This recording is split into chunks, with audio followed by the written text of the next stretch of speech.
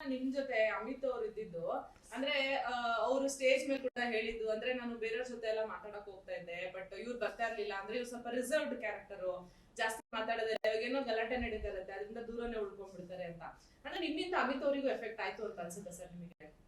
ಇಲ್ಲ, ಅದು ಎಫೆಕ್ಟ್ ಆಯ್ತು ಅಂತ ನಾನು ಹೇಳೋಂಗಿಲ್ಲ ಮೇಡಮ್. ಯಾಕಂದರೆ ನನ್ನಿಂದ ಇಬ್ಬರು ಒಂದೇ ಮೇಡಮ್. ನಾವು ಅವ್ರದ್ದೇ ಬೇರೆ ಮೈಂಡ್ ಸೆಟಪ್ಪು, ನಮ್ಮದೇ ಬೇರೆ ಮೈಂಡ್ ಸೆಟಪ್ಪು. ಇಬ್ಬರೂ ನಾವು ಚೆನ್ನಾಗೇ ಪರ್ಫಾರ್ಮ್ ಮಾಡಿದ್ದೀವಿ. ಅಲ್ಲೇನೋ ಒಂದು ಜಗಳ ನಡೀತಾ ಇದ್ದರೂ ಕೂಡ ನಾವು ಅಲ್ಲಿ ಭಾಗವಹಿಸ್ಬೇಕು, ಮಾತಾಡಬೇಕು ಅನ್ನೋದೇ ನಮ್ಮದು ತತ್ವ ಸಿದ್ಧಾಂತ. ಅಲ್ಲಿ ಅಧಿಕ ಪ್ರಸಂಗ ಆಗಬಾರ್ದು ಅಂತ ಹೇಳ್ಬಿಟ್ಟು ನಾವು ಕೆಲವೊಂದು ವಿಷಯದಲ್ಲಿ ಸ್ವಲ್ಪ ಇದ್ವಿ. ಏನಾದ್ರು ಮಾತಾಡಬೇಕಂದ್ರೆ ತೂಕವಾಗಿ ಮಾತಾಡಬೇಕಂತಂದು.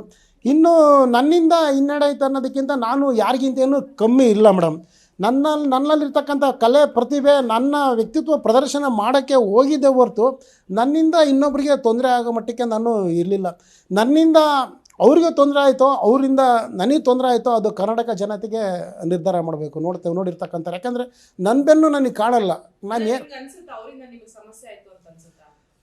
ಇಲ್ಲ ಮೇಡಮ್, ಸಮಸ್ಯೆ ಅನ್ನೋದಕ್ಕಿಂತ ನಾನು ಒಂಟಿಯಾಗಿ ಹೋಗಿದ್ದರೆ ಇನ್ನೂ ಚೆನ್ನಾಗಿ ಆಡ್ಬೋದಿತ್ತು ಅಂತೇಳಿ ಹೇಳೋಕ್ಕೆ ಇಷ್ಟಪಡ್ತೀನಿ. ಯಾಕಂದರೆ ಅವರು ಇಸ್ ವೆರಿ ಜೆಂಟ್ಲ್ಮ್ಯಾನ್. ಅವರು ಆರ್ ಜೆ ಆಗಿ ತುಂಬ ಎಕ್ಸ್ಪೀರಿಯೆನ್ಸ್, ಒಳ್ಳೆ ಪರ್ಸನ್ ಆರ್ ಜೆ.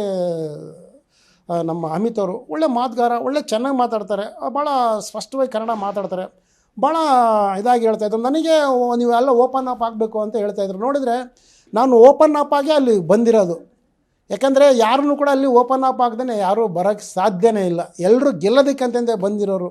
ಯಾರಿಗೂ ಗೊತ್ತಿಲ್ಲ ನಮ್ಮನ್ನು, ಇವ್ರಿಗೇನು ಗೊತ್ತಿಲ್ಲ, ಇವ್ರು ಯಾಕೋ ಸೈಲೆಂಟ್ ಇದ್ದಾರೆ ಅಂತಂದು ಹೇಳ್ಬಿಟ್ಟೆ ನಮ್ಮನ್ನು ಸೈಲೆಂಟಾಗಿ ಇಡೋಕ್ಕೆ ಇದು ಮಾಡಿದ್ರು. ಮಾತಾಡಿದ್ರು, ಏನಪ್ಪ ಇಷ್ಟೊಂದು ಮಾತಾಡ್ತಾರೆ ಇವರು, ಏನು ಬಿಟ್ಟರೆ ಇಷ್ಟುದ್ದ ಮಾತಾಡ್ತಾರೆ ಅಂತ ಹೇಳ್ತಾ ಇರ್ತಾರೆ.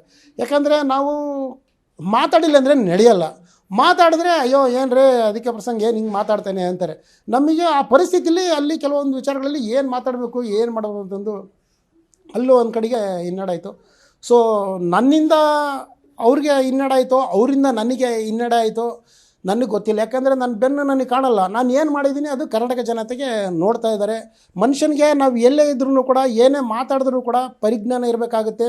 ಸಮಾಜ ನೋಡ್ತಾ ಇರ್ತದೆ. ನಾವು ಏನು ಸಂದೇಶ ಕೊಡೋಕೆ ಹೊರಟಿದ್ದೀವಿ, ಏನು ಮಾಡೋಕ್ಕೆ ಹೋಗಿದ್ದೀವಿ, ಆ ರೀತಿಯಾಗಿ ಇರಬೇಕಾಗಿತ್ತು ಹೊರತು ನಾನು ಅಲ್ಲಿ ಹೋಗ್ಬಿಟ್ಟು ಫೇಕಾಗಿ ನಾನು ಅಲ್ಲಿ ಇರೋದಕ್ಕೆ ನಾನು ಇಷ್ಟಪಡಲಿಲ್ಲ. ನನಗೆ ಖಂಡಿತವಾಗಿ ಇದ್ದೆ ಅನಿಸುತ್ತೆ. ಯಾಕೆಂದರೆ ಈಗ ಮನುಷ್ಯ ಏನಾಗುತ್ತೆ ಅಂದರೆ, ಒಂದು ಜಗಳನೇ ಆಗಿರಲಿ, ಯಾವುದನ್ನೇ ಆಗಿರಲಿ, ಫಸ್ಟು ನೋಡಬೇಕು. ನೀವು ಪರಿಸ್ಥಿತಿನ ಅರ್ಥ ಮಾಡ್ಕೊಳ್ಬೇಕು. ಸಂದರ್ಭ ಏನು ನಡೀತಿದೆಯೋ ನೋಡಬೇಕು. ಸುಮ್ಮನೆ ನೀವು ಅಲ್ಲಿ ಹೋಗ್ಬಿಟ್ಟು ಕ್ಯಾಮ್ರಾಗಳಿದೆ ಅಂತ ಹೇಳ್ಬಿಟ್ಟು ಸುಮ್ಮನೆ ಕೋತಿ ಥರ ಸುಮ್ಮನೆ ನಗ್ಸೋಕೆ ಹೋಗೋದು, ಇನ್ನೇನೇ ಕ್ರಿಯೇಟಿವಿಟಿ ಮಾಡೋದು, ಜನಗಳನ್ನ ನಾವೇನು ಮಾಡಿದ್ರು ನಗಿಸ್ತಾರೆ ಅಂತಂದರೆ ಅದು ಒಳ್ಳೆ ಬೆಳವಣಿಗೆ ಅಲ್ಲ. ನಿಮ್ಮಲ್ಲಿ ಏನಾದರೂ ಒಂದು ಕ್ವಾಲಿಟಿ ಇದಿರಬೇಕು, ಒಂದು ಒಳ್ಳೆ ನಡವಳಿಕೆ ಇರಬೇಕು. ಬಂದವರೆಲ್ಲರೂ ಬರೀ ಕಾಲು ಮೇಲೆ ಹಾಕೊಂಡು ಕುತ್ಕೊಳ್ಳೋರಲ್ಲಿ ಯಾರು ಹಿರಿಯರು ಗುರು ಗೌರವನೇ ಇಲ್ಲ. ನೀವು ನೋಡಿ ನನ್ನ ಫುಟೇಜ್ ನೋಡಿ, ಒಂದೇ ದಿನ ನಾನು ಕಾಲು ಮೇಲೆ ಹಾಕೊಂಡು ಕುತ್ಕೊಳ್ಳೋದಿಲ್ಲ. ತಪ್ಪು ಅಂತ ಹೇಳಲ್ಲ. ಯಾಕಂದರೆ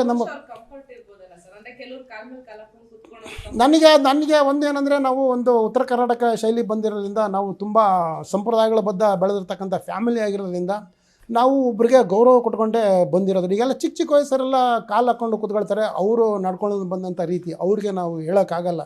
ಇಂಥ ಒಂದು ಸ್ಥಿತಿಗಳಲ್ಲಿ ಎಲ್ಲ ಕಡೆಗೂ ಕ್ಯಾಮ್ರಾಗಳಿದ್ದಾಗ ನಾವು ಏನು ಹೇಳೋಕ್ಕೆ ಹೊರಟಿದ್ದೀವೋ ಅದು ಮೈಂಡ್ಸೆಟ್ಟಲ್ಲಿ ಇರಬೇಕಾಗುತ್ತೆ. ನಾನು ಕೆಟ್ಟೋದ್ರೆ ಸಮಾಜ ಕೆಟ್ಟೋಗುತ್ತೆ. ಸೊ ಅಲ್ಲಿ ನಮ್ಮ ಮಾತು, ನಮ್ಮ ನಡವಳಿಕೆ ವೆರಿ ಇಂಪಾರ್ಟೆಂಟ್ ಆಗಿರುತ್ತೆ.